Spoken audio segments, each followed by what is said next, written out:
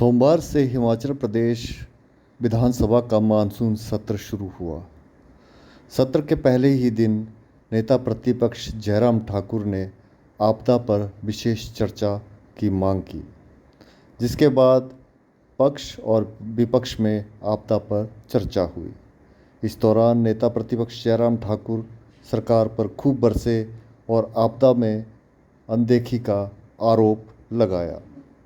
सुनिए मुख्यमंत्री ने क्या कहा और पूर्व मुख्यमंत्री और नेता प्रतिपक्ष ने क्या आपदा पर चर्चा के दौरान आरोप लगाए।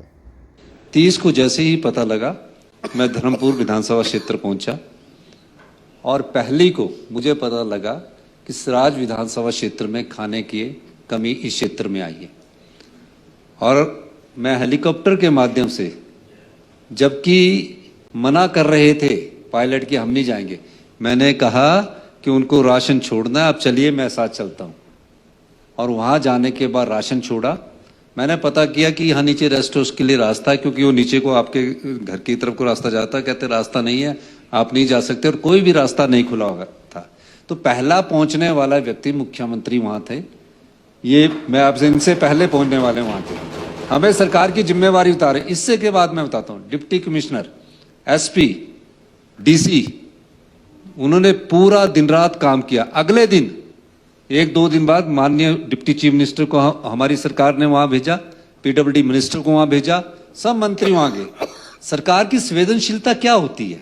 सरकार की संवेदनशीलता होती है कि सबसे पहले टेम्परेरी तौर पर सड़कें खोली जाएं, और अगर सड़कें खुली तब आप वहां पहुंचे।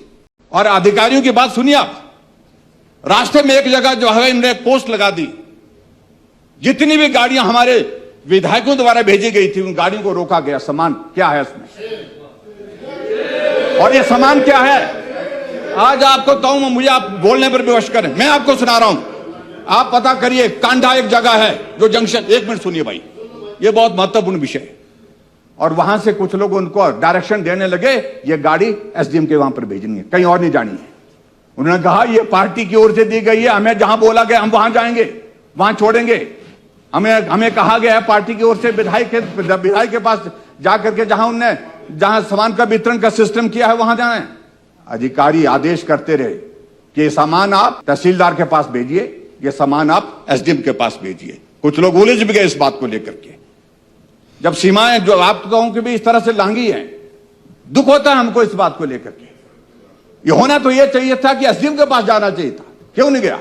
वजह यह कि विश्वसनीयता समाप्त हो गई। और आपका सामान जंजैहली के हेलीपैड पे उतारा गया। आज पता करो वो सामान कहां गया है। कांग्रेस पार्टी के एक नेता के घर में भरा पड़ा हुआ है। आगे सुनना चाह रहे हैं आप? जाकर के जाइए, आप पता करिए। बातें लगेंगी तो बहुत दूर तक जाएंगे अध्यक्ष महोदय, ये सारी चीज। और आगे बढ़कर के आगे बात सुन रहे हैं, मैं नहीं चाह रहा था बोलना। हमने प्राइवेट जेसीबी मशीन लगा करके रास्ता खोला। कांग्रेस पार्टी के नेता जाकर के अधिकारियों के ऊपर दबाव डाल रहे हैं, इसका टेंडर हमारे नाम से लगाइए। इससे नीचे का कोई स्तर हो ही नहीं सकता है। सीमाएं लंघ दी है। आपके एक नेता आपका जंजैहली, जो आपके खासम खास हैं, 3 बार एक कनेक्टिविटी टूट गई हमारे जंजैहली के पास, कुथा के पास। गाड़ियां ट्रांसमिट करनी पड़ी, सड़कों के रास्ता नहीं रह गया, डंगा लगना था वहां पर। उसके लिए टेंडर 3 बार, पीडब्ल्यूडी डिपार्टमेंट के मंत्री जी यहां नहीं है, बन का है, 3 बार टेंडर लगने नहीं दिया। मुझे चाहिए, मुझे यही चाहिए। अधिकारियों को धमका करके, धमकी दे करके किस प्रकार से व्यवहार किया गया।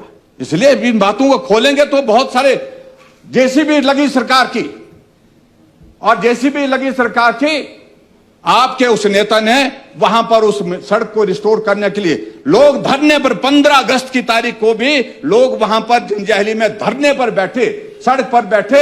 हमारी सड़क का काम क्यों नहीं हो रहा है? एसडीएम को भी बुलाया, तहसीलदार को भी बुलाया और एक्शन को भी बुलाया, तब जाकर के वो रास्ता खोला। नहीं तो रास्ता उन्हें वहां पर बंद कर दिया, क्योंकि एक नेता ने कहा कि यहां काम नहीं होगा, यहां काम होगा। आप इन सारी चीजों को ना बोले तो बेहतर रहेगा।